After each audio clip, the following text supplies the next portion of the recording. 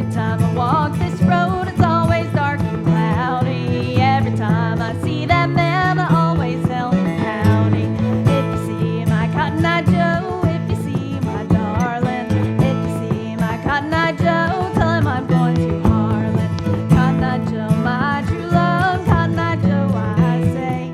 Cotton Eye Joe, my true love, bound to go away.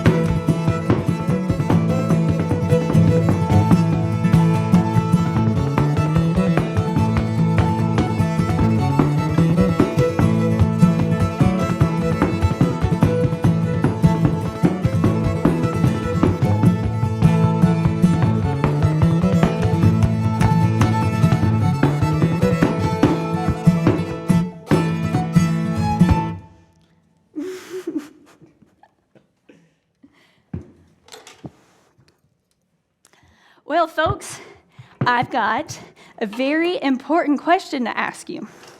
What do we call this dance that I'm doing with my feet?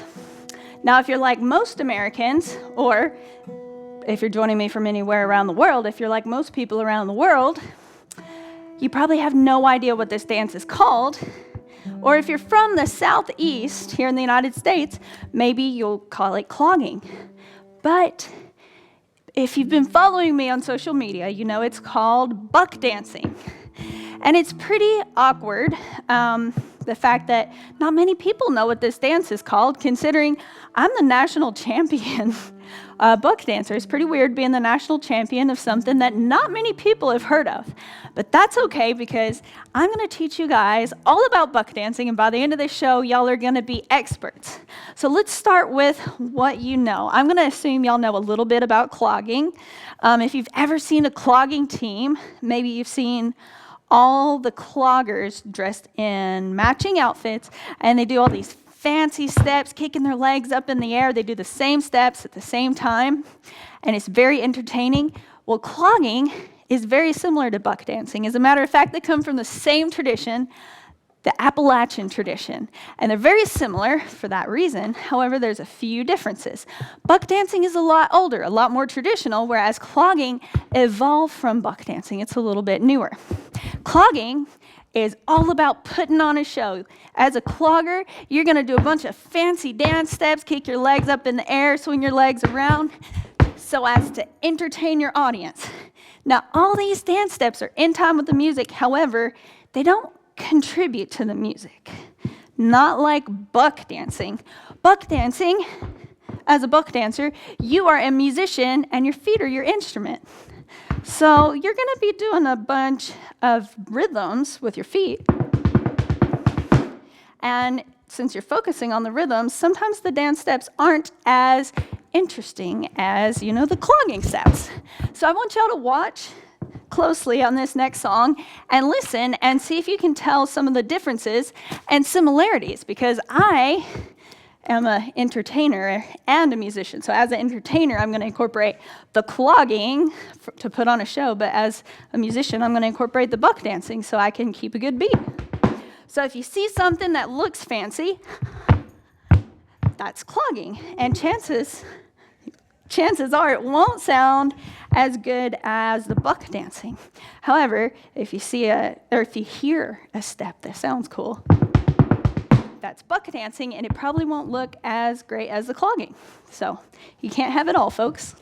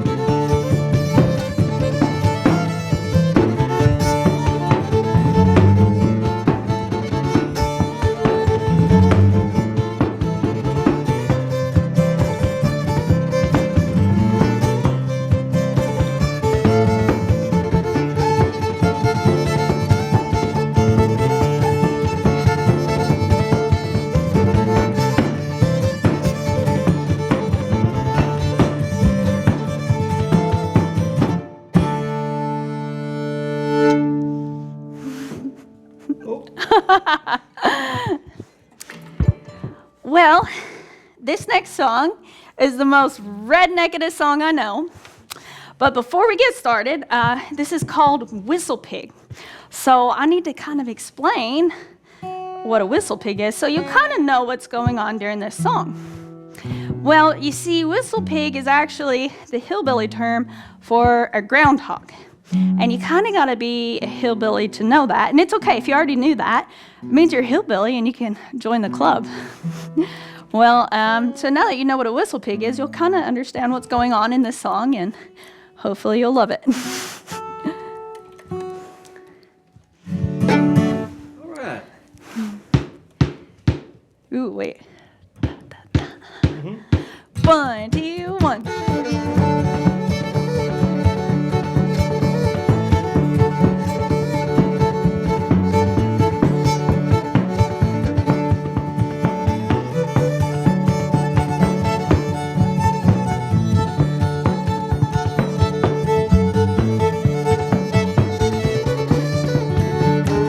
I was born in West Virginia, times are tough, I couldn't buy bread. Seen a whistle pig running up the holler. I picked up a hammer and I knocked him in the head. Picked up a hammer and I knocked him in the head.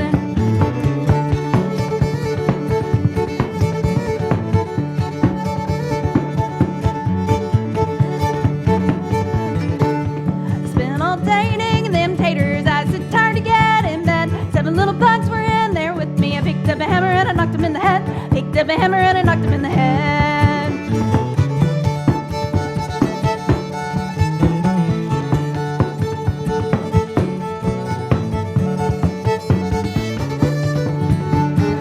Oh, Bill Wilson lost his sweetheart. Oh, Bill wished that he was dead. Thought I'd do old Bill a favor. I picked up a hammer and I knocked him in the head. Picked up a hammer and I knocked him in the head.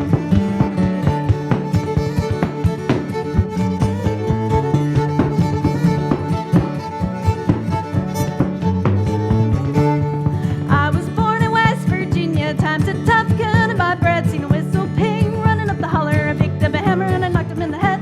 Picked up a hammer and I knocked him in the head.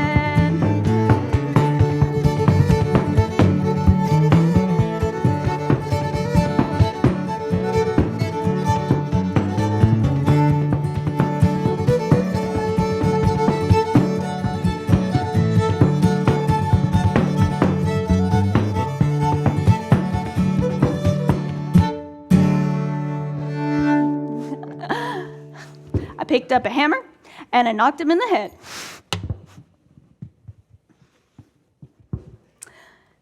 Oh, well, you know, for this next song, I'm going to need a stool to sit on. Not a tall stool, a short chair. And I didn't think of that before I started this live stream. But we have a stool coming my way right now. Perfect. Well, the special thing about this next song and why it requires a stool, you see, way back when I was putting the fiddling and the dancing together, I tried to find other dancing fiddlers because I wanted to learn from them. I wanted to learn all their songs and all their moves and follow in their footsteps. Only problem is, not too many people out there dance and play fiddle at the same time. So I kind of figured out why. There's a very important reason. You see, it's just not traditional to play the fiddle and dance at the same time. In the Appalachian tradition, we have plenty of fiddlers, just not dancing fiddlers. We've got plenty of dancers, just not fiddling dancers. So I've kind of been putting the fiddle and the dance together this whole time and forging my own path as a dancing fiddler or fiddling dancer or whatever. But I continued doing research, and I was trying to find these other dancing fiddlers out there. I looked at other cultures and other traditions, and I found up in Canada, there's a tradition for playing the fiddle and tapping your feet at the same time. So I had to learn how, and I want to share that with y'all today. I've got a little Canadian fiddle tune, and we got a little Canadian step.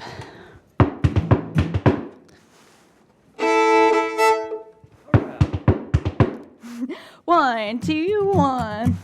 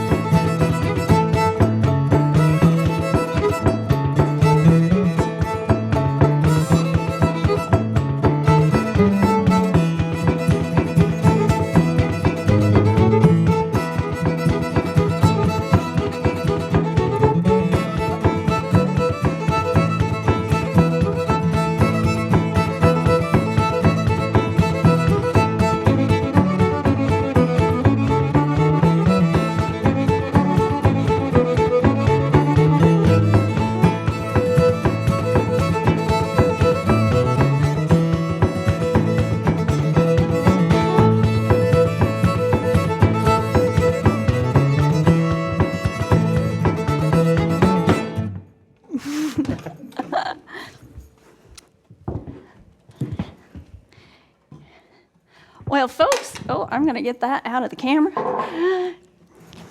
So this past year, during the pandemic, I released a CD. And the next song is one of the songs on the CD. But if you're interested, if you love some of the music that I've played thus far, it's available on CD. If you happen to know what a CD is or own a CD player, and if not, that's okay. They also make great coasters or frisbees, so either way, you can check that out. They're available on my website, hillaryklug.shop is where you can find those, or you can stream it on Apple Music or Spotify or whatnot. But anywho, this next song is one off of my new CD.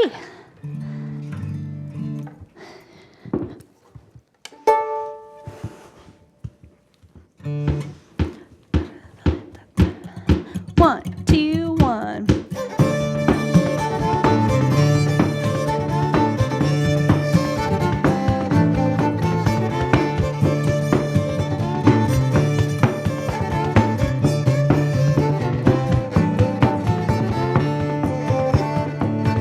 Oh, the cuckoo, she's a pretty bird, and she warbles as she flies, but she never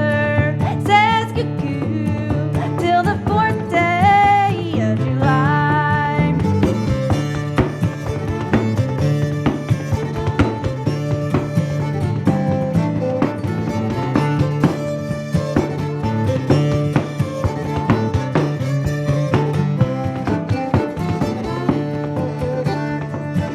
Gonna build me a log cabin on a mountain so high, so that I can see Willie as he goes riding by.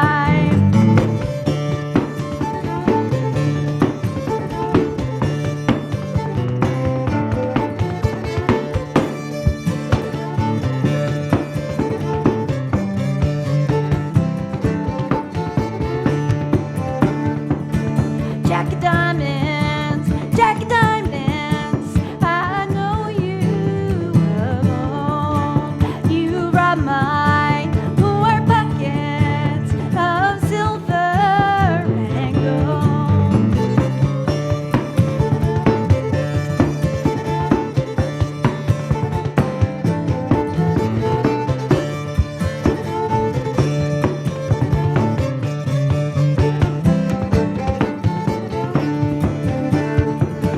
I play cards in England, and I gamble in Spain. I bet you $10 that I'll meet you next game.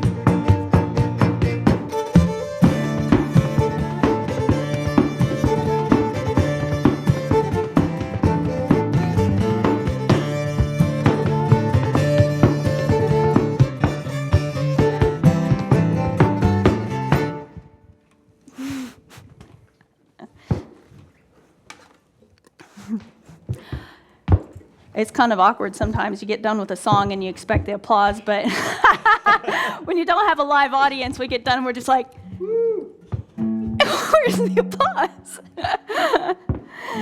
Okay, I'm sure you guys are applauding from your homes. We just can't hear you, but we appreciate it.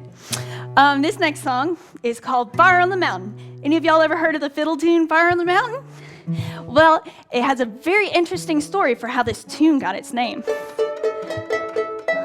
One of my favorites from growing up, it was one of my first fiddle tunes that I learned how to play. And see, traditionally, you're supposed to try to play it as fast as you possibly can.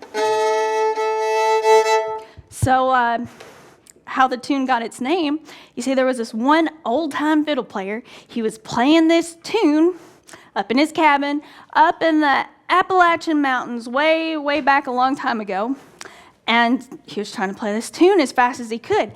And he was playing it faster and faster and faster till he got to playing it so fast that his fiddle caught on fire. And he was so shocked that he dropped his fiddle. But then it caught the cabin on fire, and eventually the whole mountain caught on fire. So now they call it Fire on the Mountain.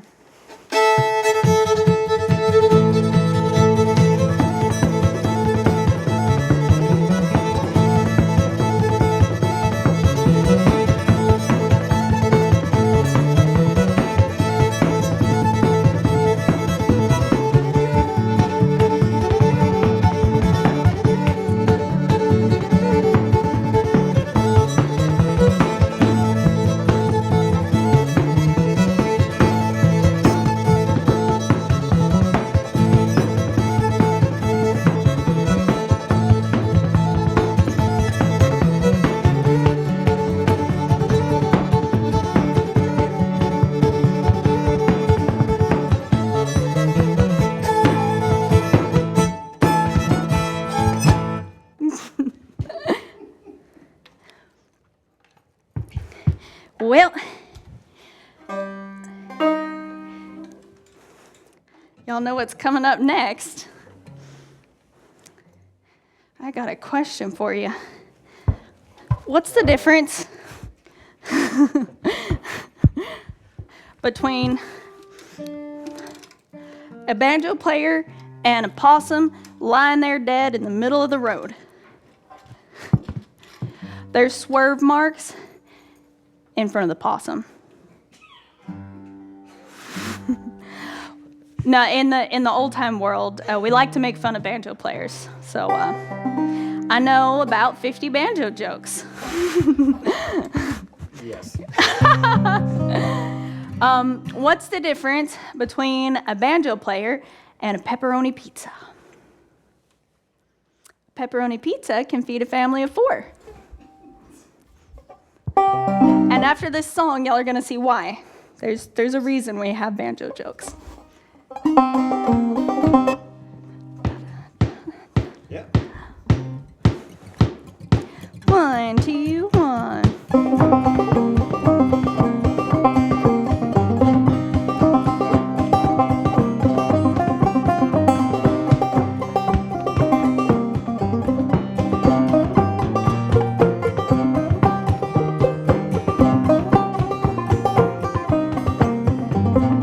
I don't drink and I don't smoke and I don't wear no greasy comb. I don't spit and I don't chew and I don't like the boys that do.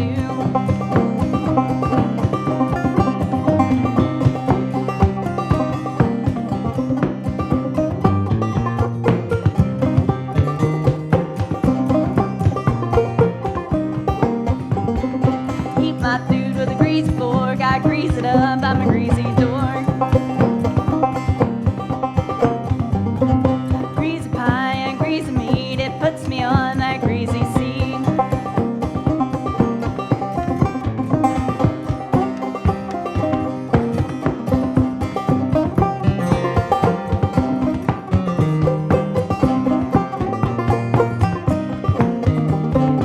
I don't cheat and I don't lie, with a guy like you I give it a try.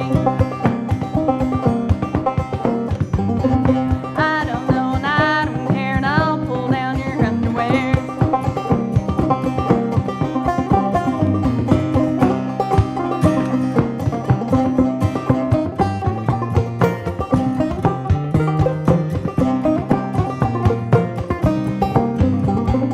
I don't kiss and I don't tell, no, you sinners can't go to hell.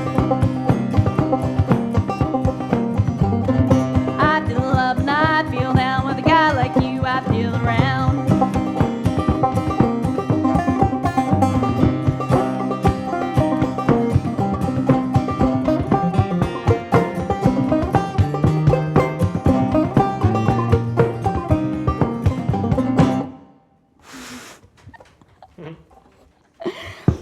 Well, folks, I have only been playing banjo for just a little over a year now, and I've only been performing on banjo for a few months now. I just started in Silver Dollar City a few months ago, so this is a real treat for me to get to play for you guys. And I hope it's a treat for you too, because hopefully in a few years, maybe, in 10 or 15 years, when I'm a famous dancing banjo player, you'll be able to tell folks, hey, I seen one of her first shows on that there banjo. I seen her when she was first getting started. way back before she was good. Because I do plan on being good one day. One day. I'm working on it.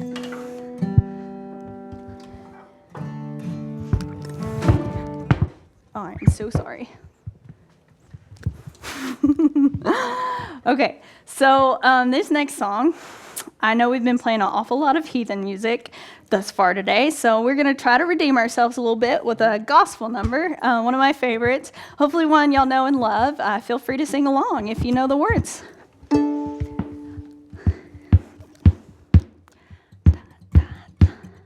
1, 2, 1.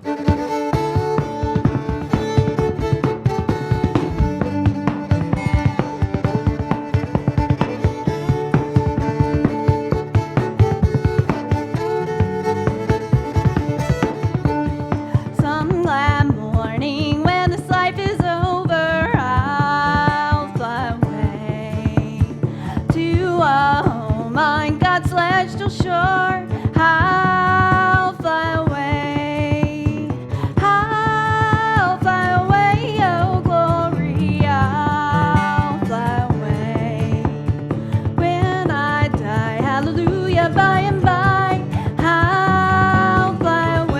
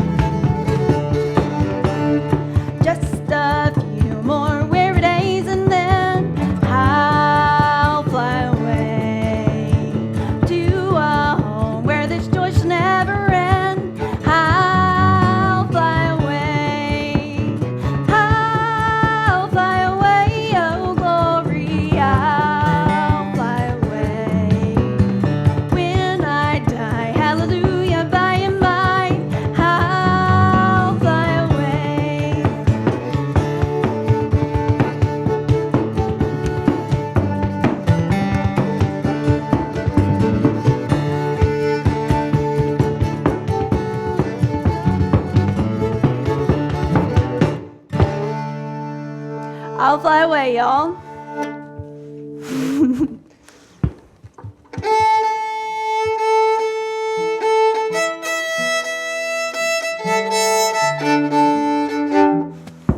Well, this next song, I'm going to do a little bit different dance. Well, Evan's going to play a little bit different guitar here. We're going to play some Irish. That's what they call it, a little bit different. It's just a little bit different. Well, I didn't realize how much different it is, but I went to Ireland a few years ago to try to learn some of this Irish dancing from actual river dancers. So if you've ever seen them river dancers, like hopping around and doing the dancing on their toes, I didn't realize that I dance on my heels. So if you can show a shot of my feet, I dance on my heels. And that's how we dance around here, whereas river dancers, they dance on their toes. And so I got over to Ireland to try to learn this Irish dancing, and I had a lot of trouble because I have my big clunky boots, which is great for dancing on your heels, but the clunky boots they didn't really work out for the Irish dancing. So luckily, I was able to get my hands on some tap shoes. So I did some Irish dancing over there, and I brought back what I learned, and I kind of adapted it a little bit to try to dance in these boots, but they're still not the most ideal for dancing. But rather than doing a shoe change to do this song, we're gonna attempt it in my big clunky dance boots. Yeah. This one's called Swallowtail Jig. I just did a really fun video released over the weekend, if you want to go check it out on YouTube. It involves triplets, and I choreographed the dance for 3 of us, so it was very fun. I just did a 23andMe. Are any of y'all Irish heritage? Oh, we got at least one. Yeah. A little bit. Well, I just found I think out. we're all a little bit. Nobody in my family knew what heritage we were, or nobody kept up with the ancestry or anything, but we did I got a gift for Christmas. It was the 23andMe ancestry thing, so I sent off my DNA, and they sent me back my results, and I found out I'm Irish, 94%, which is, amazing. 94% is quite a bit. Y'all, my family is so inbred, purebred.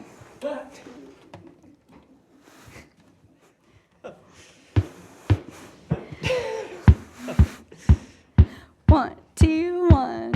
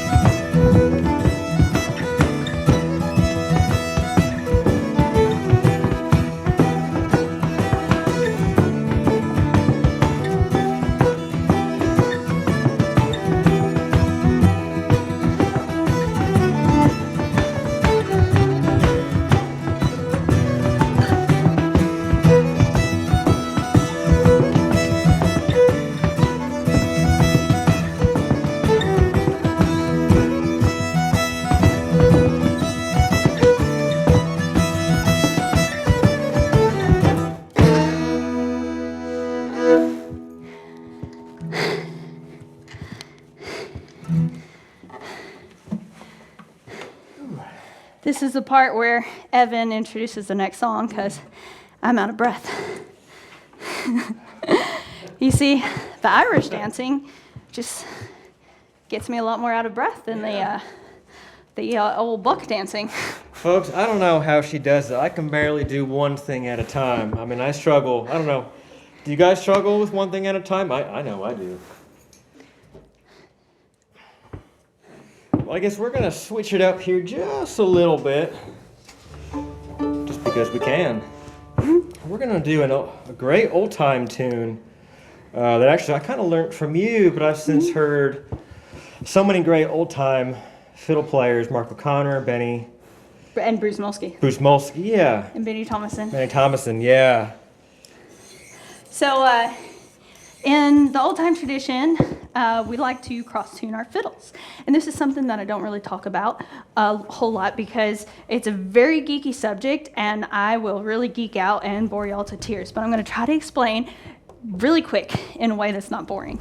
So I have all these fiddles up here with me. I'm playing 4 different fiddles, and they're all tuned differently. And actually on my first album, I explored the tradition of cross tuning, and I used 13 different tunings on the 17 tracks. Some of them are traditional cross tunings, and some of them I came up with.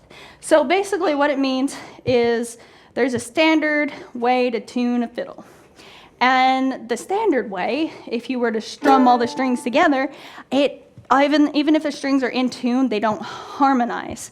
But when you cross tune a fiddle, it puts all the strings in a chord where they do harmonize. So that if you've ever seen a guitar player, like Evan just now, he's strumming on his guitar, if he were to strum the open strings, even though it's in tune, it's not going to sound good because those notes, oh, here you go, because these notes don't harmonize, they don't make a chord.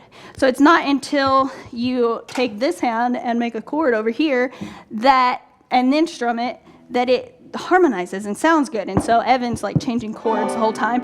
And just like you make chords on the guitar or the banjo, you can tune your fiddle to a chord.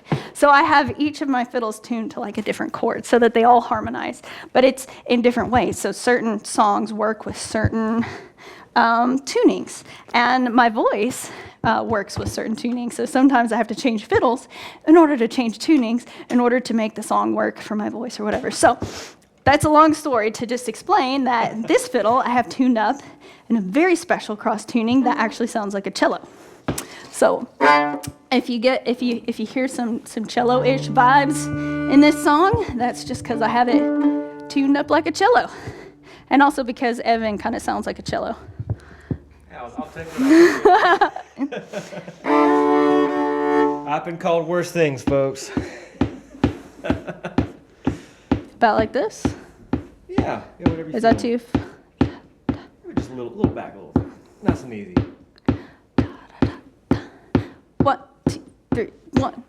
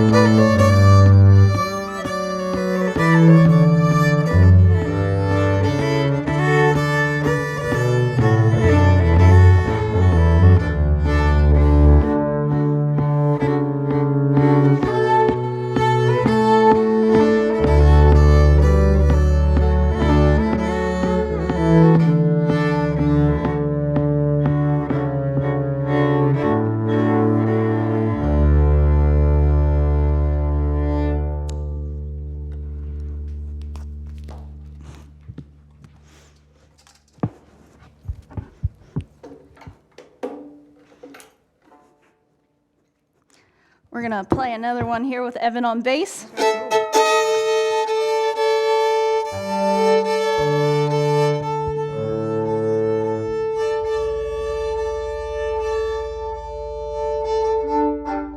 Y'all, this is very special. I've never played in this sort of ensemble before, but what Evan's about to do on bass, I'm just like, we gotta have more of this.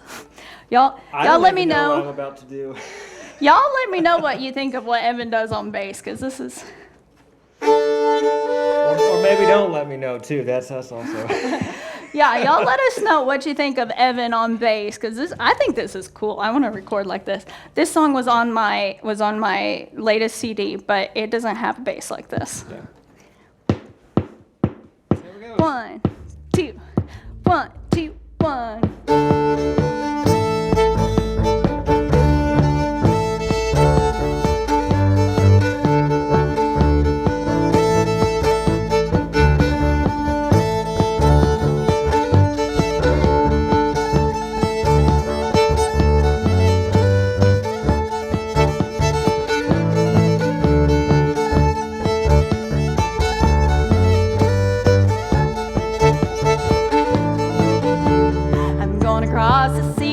I'm heading down the line, going across the ocean to see that gal of mine. Won't you come and go with me? Fly with me, my pretty little miss, I'm going across the sea.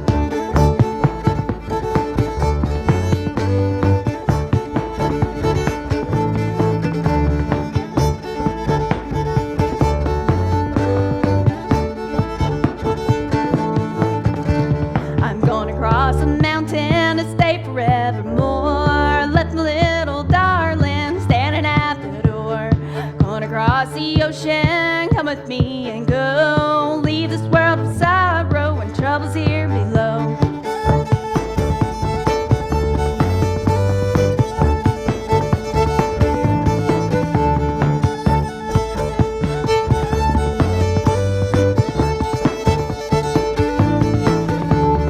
Wish I had a needle as fine as I can sew. I'd sew that girl into my coat and down the road I'd go. Wish I had a nickel, I wish I had a dime. Wish you'd move to Tennessee and change your name to mine.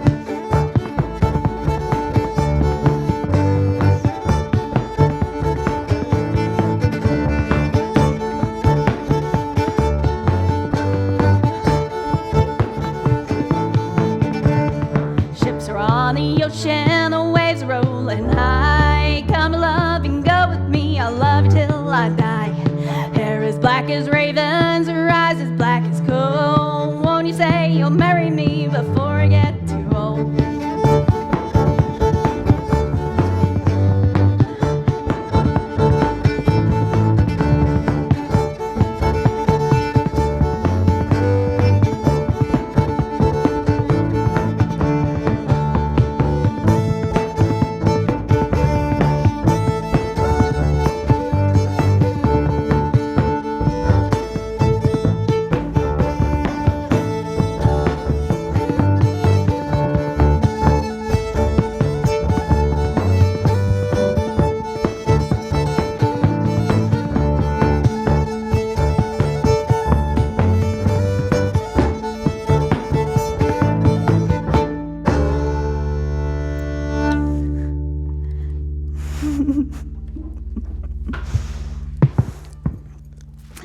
Well, what do you guys think about maybe doing a little song called Little Liza Jane? Now, this is one I have not recorded. This is one I haven't recorded yet, but I'm planning on recording it for my next CD. As a matter of fact, the next 2 songs I'm planning on recording for a future CD. So y'all will have to listen and let me know if you enjoy the songs, if you want to. When did you first hear this song, Little Liza Jane? This was one of the first fiddle tunes I ever learned. So when you're getting started on fiddle, it's hard to do a bunch of notes. So you have to take these songs and simplify them down to the very basics. So I learned this song first, like one of the first.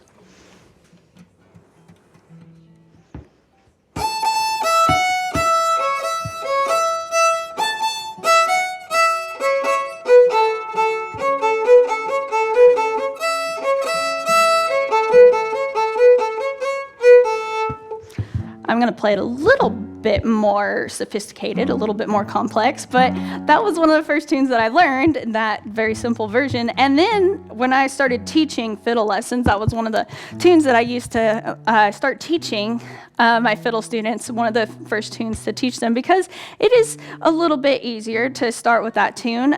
So if you're going to if any of y'all want to take up fiddle, or if any of your family or children want to take up fiddle, look up the song Little Liza Jane and try that one out. That one's a good one to start with.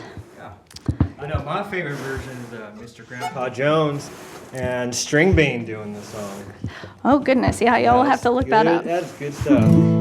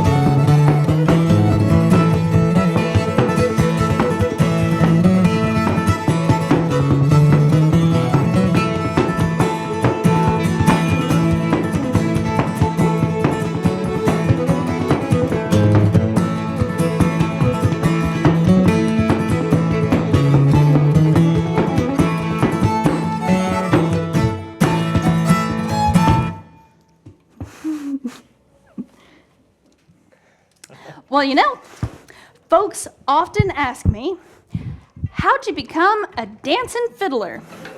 Because it's a pretty weird thing to be. Not too many dancing fiddlers out there. So, well, it's a very interesting story. See, it all started back in my college days, a long time ago, by the way. I was born and raised out in the middle of nowhere, out in rural Tennessee, and I made my way to the big city of Nashville for my first time ever for a fiddle contest. And little did I know, parking was going to cost me over $20. But it was done too late. I was already parked and walking into the fiddle contest. But when I got back out, I was going to have to figure out, how am I going to pay for parking? You see, I was one of them starving college kids. I didn't have that kind of money. But I had my fiddle, and I had my boots. So I got this idea. I was going to mosey on over to Broadway. That's the street in Nashville where they have all them honky-tonks with 20 or 30, 40 bands playing simultaneously, 16 hours a day, 7 days a week, and have all the tourists come through listening to music. Well, that was just one street over, so I took my fiddle over, and I thought, I'm gonna lay my fiddle case out here on the street. I'm gonna play some music and hopefully make some money to pay for parking. So I opened up my fiddle case and I got my fiddle out and I got started.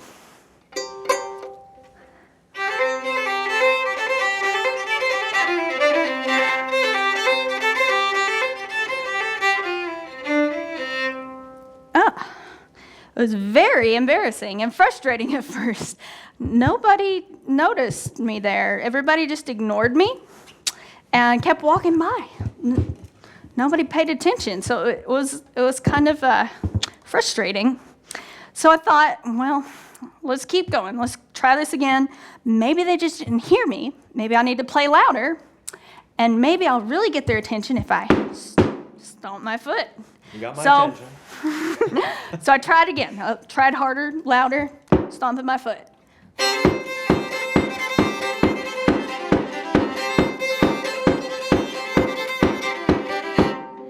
Okay, so so that kind of worked. A few people kind of noticed what I was doing, and they kind of looked and watched as they kept walking by. These people kept walking by. Nobody stopped to listen. And so I had to figure out, how am I going to get these people to stop and listen? I'm going to really have to do a pretty interesting trick to get these folks to stop and listen. So at that point, I was already the national buck dancing champion, so I knew how to dance. So I thought, maybe I'll try to do a few dance steps while I play my fiddle. So I tried it again.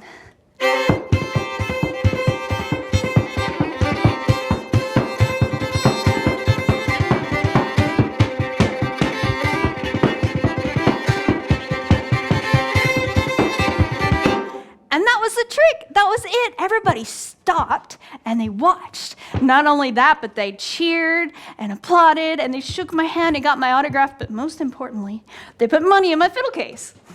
And by the end of an hour, I was more than able to pay for parking. But better than that, that's how this whole fiddle and dance thing started. You see, that day on the street, I met some other street performers who invited me to come back. They encouraged me to do the fiddling and dancing and street performing some more. So I came back to Nashville every week for 2.5 years. And that's how it all evolved. You see, it started off pretty terrible. Fortunately, you don't have to qualify to play on the streets of Nashville. They let anybody play out there. But every week I practiced, and it got a little bit better. Maybe I learned a new dance move, or I learned a new song, and I tried it out on the street, and I got just a little bit better every week. And even after a couple of years, I added the singing. And, well, now I'm a dance and fiddle player. Not too many people can call themselves a dance and fiddler. And it's all because I had to pay for parking.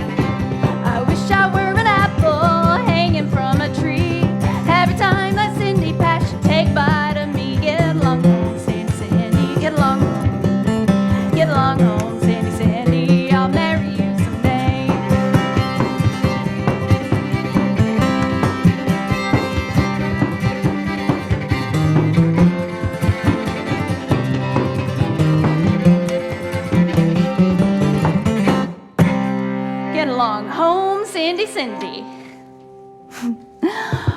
Well, folks, we only have a couple more songs left, so if you have any questions, be sure to send those in over the next couple songs. We're actually going to do a little question and answer at the end of the show. So anything you've been wanting to know, like I probably answered a lot of your questions talking about how I got started and talking about what buck dancing is, but if you want to know anything about like what kind of instrument I play or what's my favorite fiddle tune, be sure to send in those questions for us and we'd love to answer.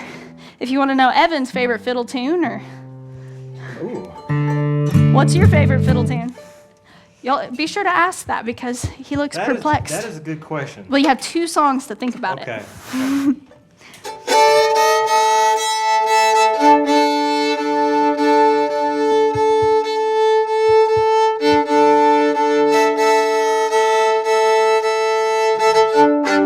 Up next, I'm going to do one of these fiddle tunes that all the really sophisticated fiddle players do. This is called Orange Blossom Special.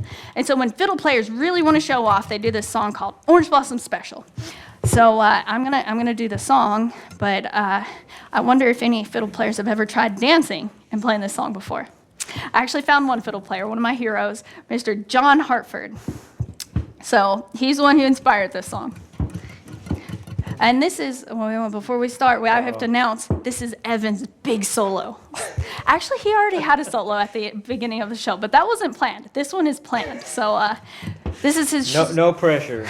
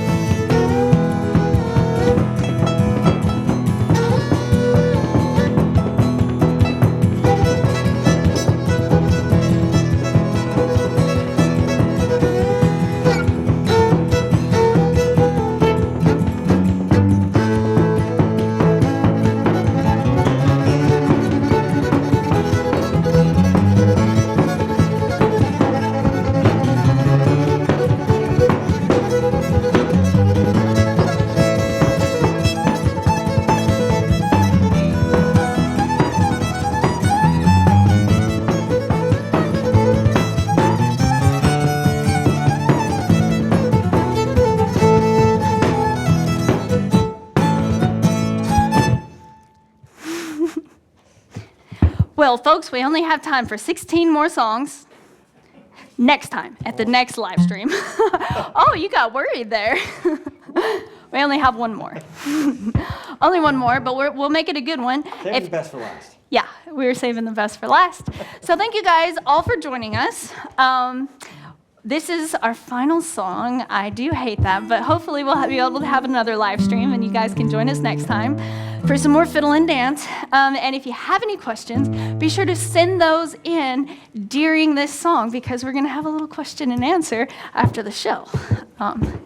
And it is live, so I'm gonna try to answer questions as best I can, but I'm not good at talking, so we'll find out later. I stumble on my words and I say, a lot. Like bad public speakers. So anyway. Well, we're not going to be one of them, are we? We're going to be one of them good public speakers. Thank you guys so much for watching, and y'all have been a lovely audience. 1, 2, 1, 2, 1.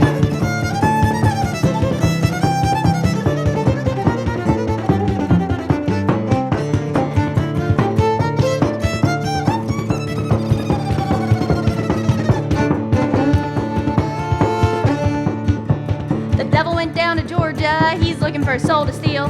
He's in a bind, he's way behind, he's willing to make a deal. And he came across this young lady sewing on the fiddle and playing it hot. And he jumped up on a hickory stump and said, "Girl, let me tell you what, guess you didn't know it, but I'm a fiddle player too. And if you care to take a dare, I'll make a bet with you. Now you play pretty good fiddle, girl, but give the devil his due. I bet a fiddle of gold against your soul, I think I'm better than you." So I said, "My name's Hillary, and it might be a sin. I'll take your bet, you're gonna regret, I'm the best there's ever been."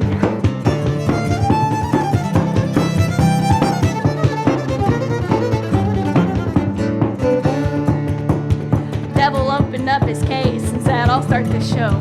And fire flew from his face says he rosin up his bow.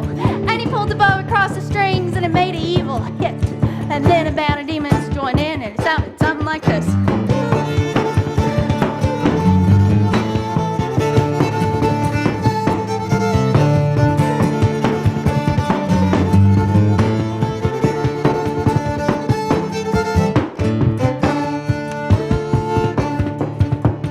When the devil finished, I said, "You're pretty good, old son." He sit down in that chair right there. Let me show you how it's done.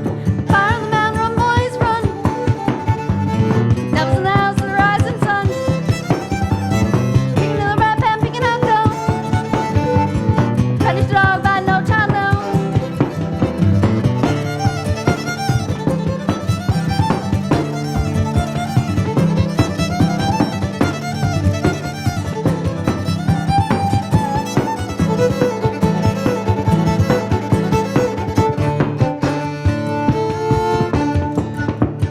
The devil bowed his head because he knew that he'd been beat.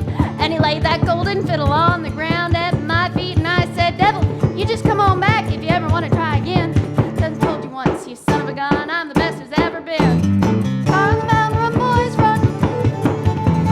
Devils in the house of the rising sun. Picking in the rat pan, picking up dough. Punish the dog by no tongue, no.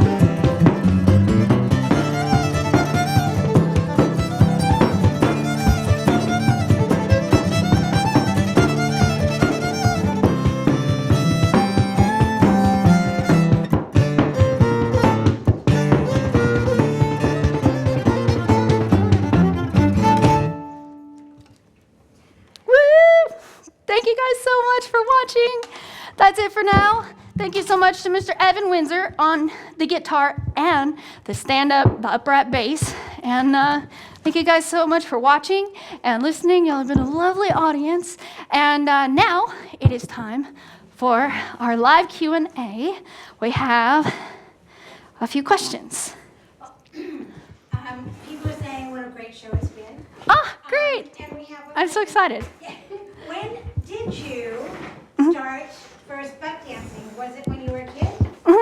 So I started off as a clogger, which is why I do both the clogging and the buck dancing, is because I got my start as a clogger. On a clogging team, we used to perform like at the nursing home, and we would all dress in matching costumes, and we would do the same steps at the same time, and we had the jingly footwear, and I got started at age 8.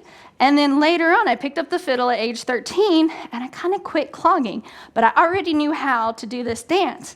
Now, it wasn't till later, about age 18, I was hanging around a lot of old-time musicians playing this kind of music, my favorite kind of music. And there were some dancers hanging around and dancing, and it wasn't clogging, but it was very similar. So I took what I knew on the clogging, and from there, I kind of picked up the buck dancing. Now, buck dancing is a very individual dance. Each buck dancer has their own unique style and their own unique way of putting all these dance steps together, and sometimes they even have their own unique steps. So I developed my own unique buck dancing style. Under the mentorship of Mr. Thomas Moppin. He is my dance mentor. He's 85 years old, and so under his wing, I was able to win the national championship twice.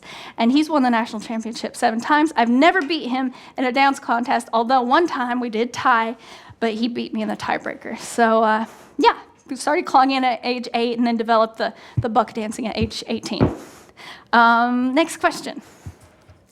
How did you teach yourself the banjo? How did I teach myself the banjo?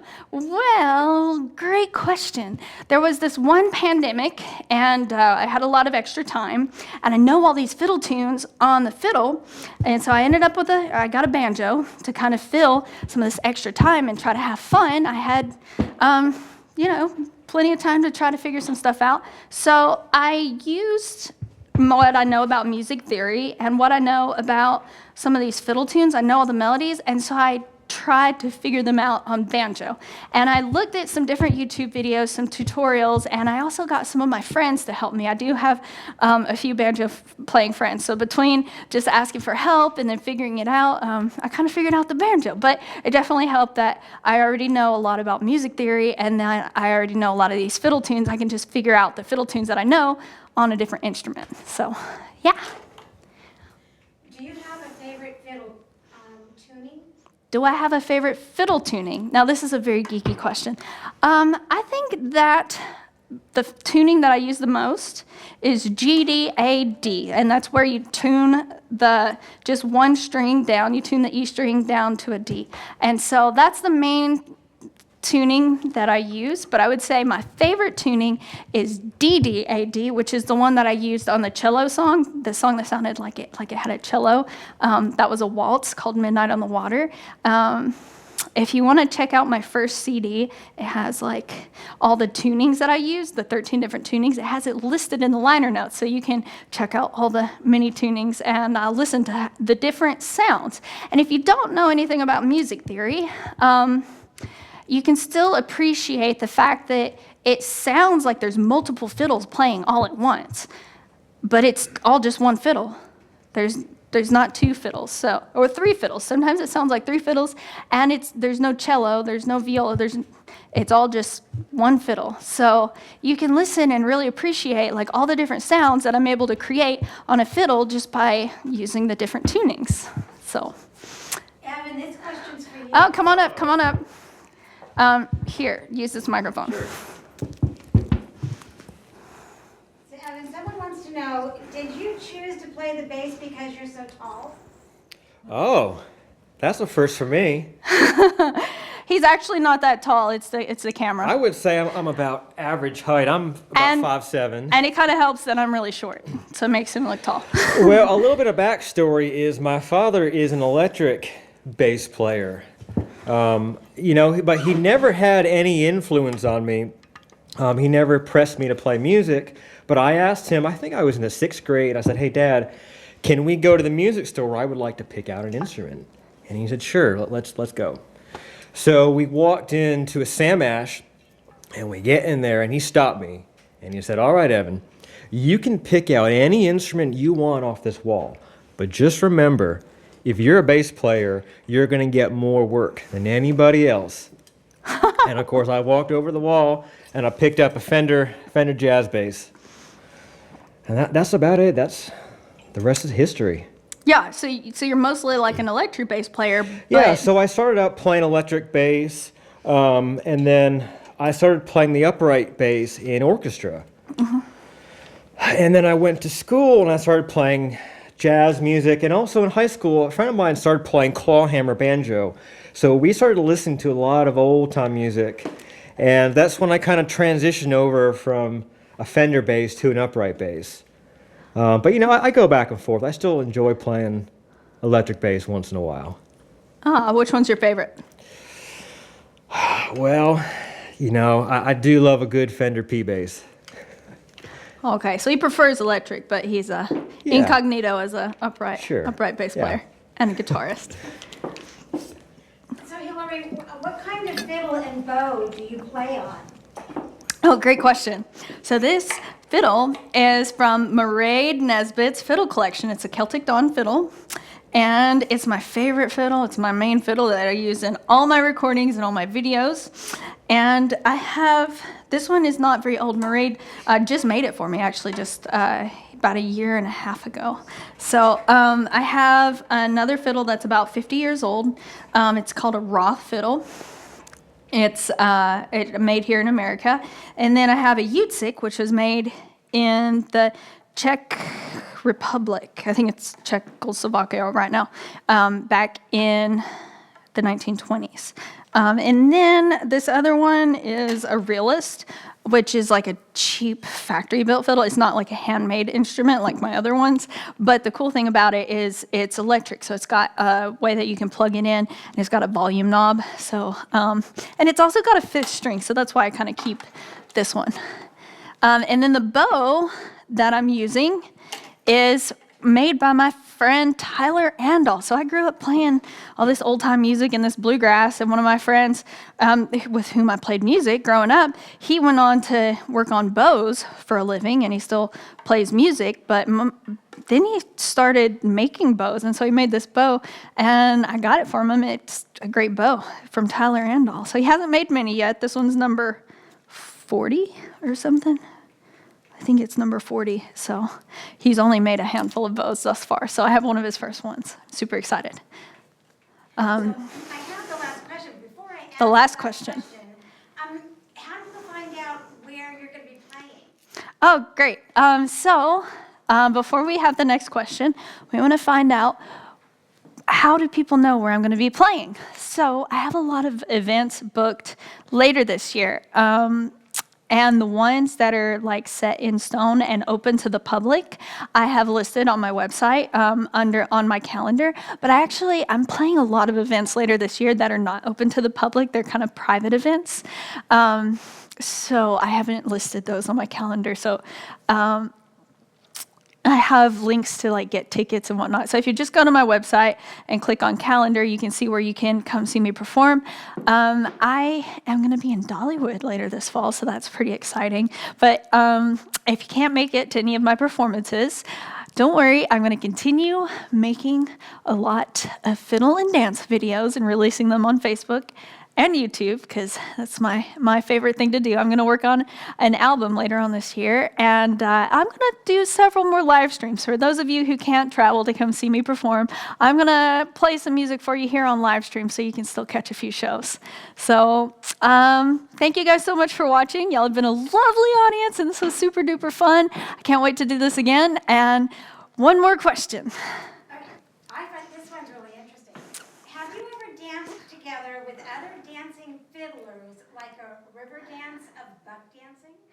Oh, that's a great question. So I have a few different answers for this. So if you look on my YouTube channel, I have 2 videos where I'm dancing with other dancers. I call those my triplet videos. So I choreographed this dance for 3 dancers, and I arranged the music for 3 fiddlers. So all 3 of us are playing the fiddle tune together, and then we're all doing the same dance at the same time. So go check that out.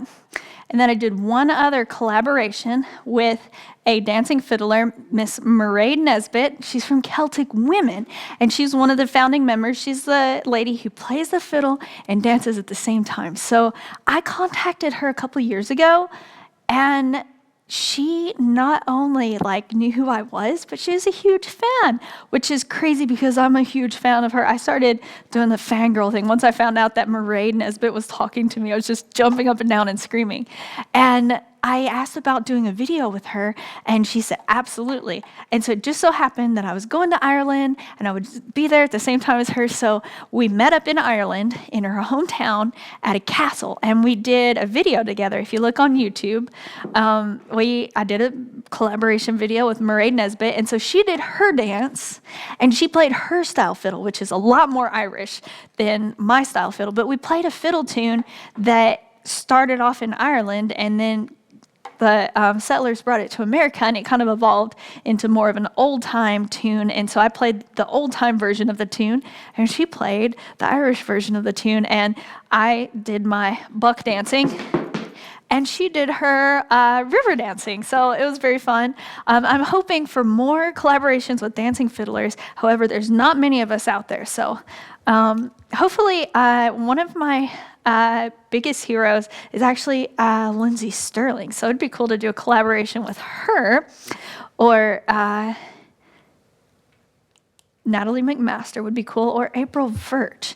I wish I could have met John Hartford. He's one of my heroes, but he's passed on. But his music continues to inspire me every day. But yeah, it'd be cool to do more dancing and fiddling collaborations, because there's not too many of us.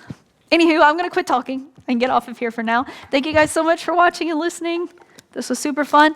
Thank you so much to Sammy Passamano and 615 Hideaway Studio for hosting this live stream. This was so much fun, and awesome. Y'all did such a great job with the video and the audio. Thank you so much. This was a lot of work, and y'all are amazing. Can't wait for next time. Let us know what you think. If you have a favorite song that you want to hear next time. And bye for now.